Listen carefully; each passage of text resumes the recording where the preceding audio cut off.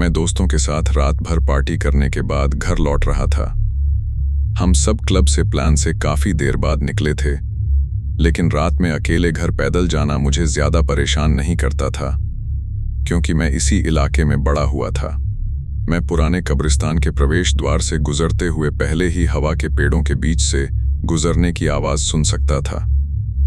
तभी मुझे कुछ असामान्य दिखा। पुराने कब्रिस्तान का मुख्य द्वार खुला हुआ था। मैंने इसे हजारों बार देखा था और हमेशा यह ताला लगा रहता था।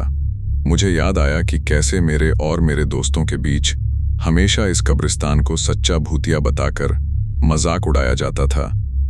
हम एक दूसरे को इसके रास्ते से शॉर्टकट लेने की चुनौती देते थे। बेशक तब हम बस किसी पेड़ पर चढ़कर दीवार फांद लेते थे। फिर मुझे याद आया कि कब्रिस्तान के शॉर्टकट से कितना तेजी से घर पहुंच जाता था, क्योंकि मेरा घर दफनाने वाले मैदान के ठीक विपरीत तरफ था। रात काफी हो चुकी थी और मुझे लगा कि कब्रिस्तान से गुजरकर मैं काफी समय बचा सकता हूं, बजाय इसके कि मैं हमेशा की तरह उसके चारों ओर घूमूं। मुझे यह भी पता था कि दूसरी तरफ का द्वार काफी छोटा था और फांदना आसान। मैं द्वार की ओर बढ़ा और देखा कि क्या कोई वहां है।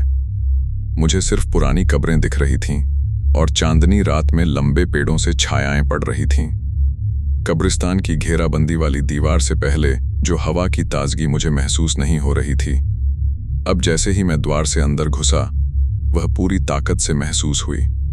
जैसे जैसे मैं कब्रिस्तान के और गहराई में बढ़ा, मुझे एक अजीब सी अनुभूति हुई कि कोई मुझे देख रहा है या कोई मेरे पीछे आ रहा है। लेकिन मैंने इसे अपने ध्यान न बिखेरने दिया और घर पहुंचकर सेरेना से मिलने पर फोकस रखा। हालांकि मुझे अब सोचने लगा कि यह कब्रिस्तान इतने लंबे समय से बंद क्यों पड़ा था और स्थानीय लोग इसे क्यों प्रतिबंधित मानते थे। मैं रुक गया जब मेरे पीछे टहनियों टूटने की साफ आवाज सुनाई दी। मैं पेड़ों के बीच की अंधेरी जगह को घूरता रहा, छायाओं और सिलहूट्स को समझने की कोशिश करता रहा। मेरा दिल डूब गया जब मैंने देखा जो कुछ मैं सिर्फ एक पतली सी आकृति के रूप में वर्णन कर सकता हूं, जो पेड़ों के पीछे से उभर रही थी। मेरी सहज प्रतिक्रिया ने मुझे पीछे धकेल दिया और मैं जमीन पर गिर पड़ा।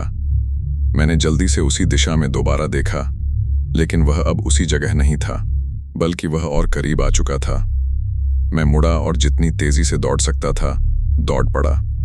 इस बिंदु पर मुझे पता था कि अब पीछे लौटना संभव नहीं, इसलिए मैंने सबसे बड़े पेड़ के पीछे छिपने का फैसला किया ताकि सांस ले सकूं। मैंने इधर उधर देखा कि कहीं और छिपने की जगह मिले, लेकिन मुझे सिर्फ और पेड़ ही दिख रहे थे। लग रहा था जैसे समय उधार लिया हुआ हो और मुझे फैसला करना था कि यहीं रहूं या कब्रिस्तान के दूसरी तरफ के निकास की ओर दौड़ूं। मैंने आखिरी बार पीछे देखा कि भूत साफ हो गया या नहीं। पहली नजर में सब कुछ सामान्य लग रहा था, लेकिन मैं वर्णन नहीं कर सकता उस डर को जो मुझे महसूस हुआ जब मुझे पीछे से एक अजीब सी छाया आती दिखी। तभी मुझे एहसास हुआ कि किसी तरह वह मेरे चारों ओर घूम गया था।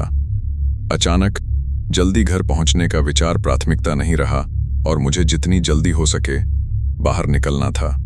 मैंने मुख्य द्वार की ओर वापस लौटने का फैसला किया। वापसी का सफर अनंत काल जैसा लग रहा था और जैसे ही मुझे लगा कि यह बुरा सपना आखिरकार खत्म हो रहा है, मुझे चौंकाने वाली सच्चाई का पता चला कि द्वार अब ताला लगा हुआ था और मैं अंदर फंस गया था।